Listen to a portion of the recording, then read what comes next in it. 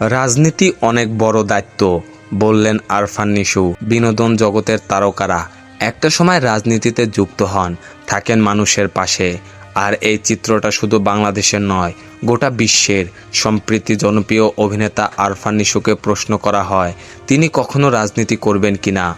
উপস্থাপিকার এমন প্রশ্নের জবাবে অনুষ্ঠানে আরফান নিশু বলেন, আমার খ্যাতি আছে বা সবাই আমাকে চেনে বলে রাজনীতিতে নাম লিখিয়ে ফেললাম, বিষয়টা এমন না। এটা অনেক বড় দায়িত্ব, এর জন্য প্রস্তুতি দরকার।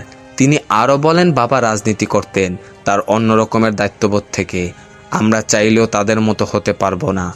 তাদের যে আবেগ, যে শক্তি ছিল, তারা যুদ্ধে গিয়েছে, জয় করে এসেছে। আমাদের মধ্যে দেশপ্রেম থাকলেও এই যান্ত্রিক জীবনে তাদের মতো ত্যাগ সম্ভব না।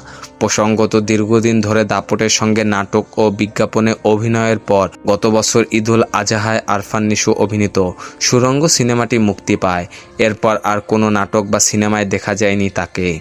অনেকের প্রশ্ন ছিল, তবে কি নিজেকে গুটিয়ে নিলেন আরফান নিশু? পরে অবশ্য মিলেছে তার প্রমাণ। জানা যায় একটি নয়, অবশেষে দুটি সিনেমা নিয়ে বড় পর্দায় ফিরছেন এই অভিনেতা। বিনোদন জগতের সকল আপডেট পেতে আমাদের ইউটিউব চ্যানেলটি সাবস্ক্রাইব এবং ফেসবুক পেজটি ফলো দিয়ে লাইক, কমেন্ট, শেয়ার করে আমাদের সাথে যুক্ত থাকুন। ধন্যবাদ।